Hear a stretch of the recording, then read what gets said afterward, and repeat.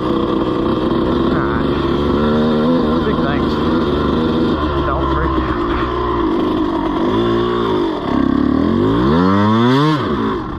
Alright. We're getting there. The big thing is keeping your eyes where you want to go. It's like, the more I look ahead, the more I want to go. This is a beginner saying this. The more I go, where I want to, and the less I fail, the more likely to look at where you're going to have trouble.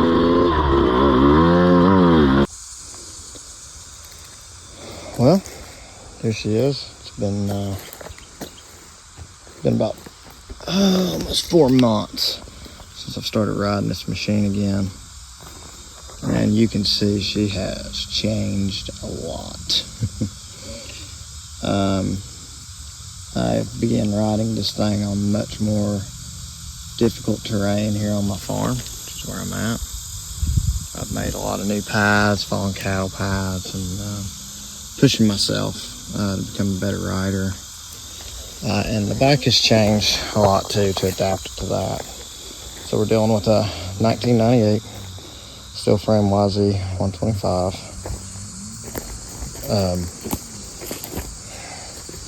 I bought this bike in 2016. It's a pretty stock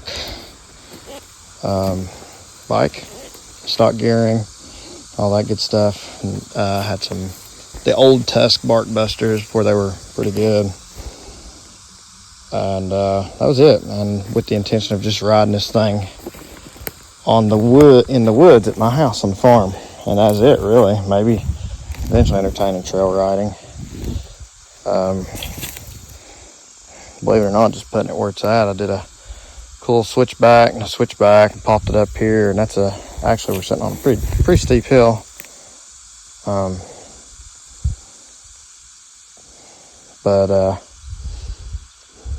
You know, it's I'm still getting better, and I'm still not very good.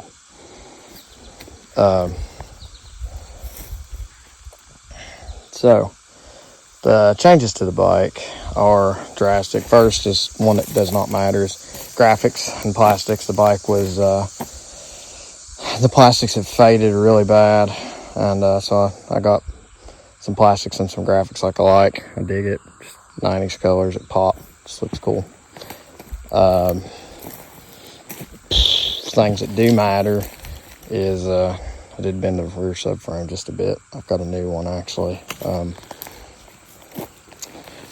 Things that really do matter, starting small, is some grab straps front and back.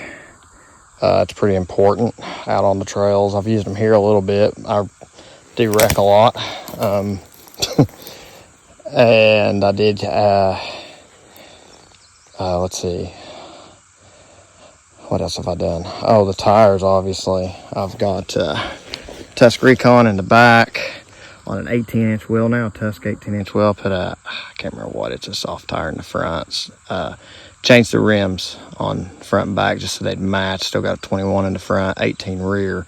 I did do the ridiculous 120 by 100 in the rear, kind of on accident, the tractor tire deal. And man, it gets crazy good traction now. Sometimes maybe too good for a motor that has no torque on the bottom side. Sometimes when I'm on a hill and I'm going slow and I'm trying to gain my momentum back, now I end up with like wheelie problems, and that's a new thing to tackle. But I view this bike as a fun bike to ride and a learning tool. I want to get a bigger bore bike, a 250 or 300 bite. I've rode a few. They're much easier to ride out here in this stuff. That said, these things are terrific too, and they are fun.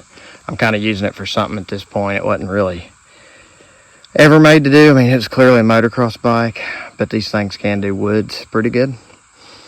And they make woods bikes now off the aluminum frame bikes, and they're not a whole lot different. The worst thing is the 98, the old bikes have an even taller first gear for hole shots. All motocross bikes do, and it makes them a little tricky in the woods sometimes. But what I've done is to match the tires, especially, I've just geared it down over time. And initially, I had it at 1350. Stock is 1348.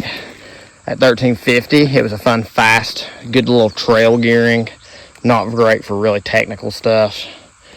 Then I went to 1352 on the 19-inch, and that helped a lot in some of the technical places. My buddies are on Beta X trainers and or cross trainers, and KTM at 250 and 300s and things of that nature, and they're just much more acclimated to what we're riding, blue and black trails, single track trails.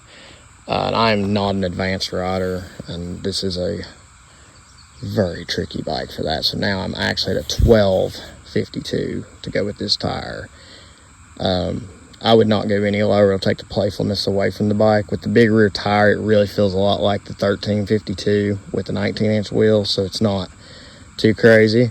I've had the suspension redone for woods riding. Much better, way better, less stiff. Doesn't beat you up as bad. The stock suspension's fine for some trail riding and learning and all that, but as you start hitting more technical and really rocky terrain, we ride Doe Mountain, Spearhead up in Virginia, which isn't too rocky, but it has some rocky stuff. Doe Mountain's extremely rocky in places, and to be on a really stiff suspension is going to be, it is painful on your arms. Done some night riding with the headlight, does pretty good.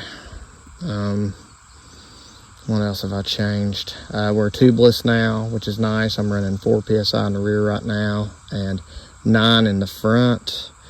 It's really good. I just adjust it for where I'm riding. If I'm in real rocky stuff, I think I'm going to run like 7 to 9 PSI in the rear. I probably always run around 8, the 7 to 9 in the front. Any lower is feel washy. I need to add a fan to it. The really slow first gear stuff, the bike needs a fan. It gets hot, and it's like, I don't know if it's the clutch or if the power valve gets stuck open, but it loses all its bottom end. It doesn't have any to begin with, really, but it's all gone when the bike gets hot. If I've been crawling in first for a really long time. I think it's just some of the nature of the beast of riding a bike like this somewhere. It just wasn't made to go. It can, and it's incredible that it can, and it feels like an achievement to get it there. But I still think it's an excellent first bike, and I think it's really fun for what I'm doing now, and will make you a better rider. But yeah, most people, I would say, by the time you move off of blue trails or getting into blue trails, you start looking at like a 200, 250, 300 or something of that nature if you're into two strokes. But it is a killer bike. It's been just dead reliable. I mean, it's a very old bike now. I did add a bar bag to it. Things you just need on the trail, so you can have your phone, your trail passes, and all that good stuff. Future, I will probably, again, add a fan, somehow add a battery to it for that under the seat. I don't know how I'll fit it there, but I'll figure something out. That's probably it, really. I can't think of much else. It needs a new skid plate, a real one, not a motor guard.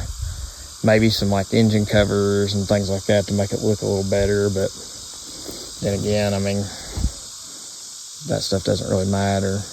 Oh yeah, I added a Magura high mech to the bike because the old cable clutch was just too stiff, too much to deal with. This you can about one finger. I still like the two finger. It's not bad. Way less fatiguing. The cable clutch just wore me out in the woods on long rides. My arm would get fatigued. By the time we were done, it was very hard for me to even clutch. I leaned the Electron carb up one position so the bike runs more crisp now. I mean, it's about dead on. I've put about 30 hours on it since April, maybe a little more than that. I haven't fouled any plugs, nothing like that, and it only spends a quarter of its time on the pipe, I would say, like actually on the pipe. So that's pretty good for 125. They're pretty hard to get right on the fuel side to where you can ride them like that. And this one's pretty happy. So that's my update. If you got any questions on the bike or what you might do with a similar bike or maybe another YZ125, you know, shoot me something in the comments if you actually find this. I'd be happy to answer. My experiences, I'm a novice to starting to go into the intermediate end of things. So, you know, that's where I'm at. So, see you later.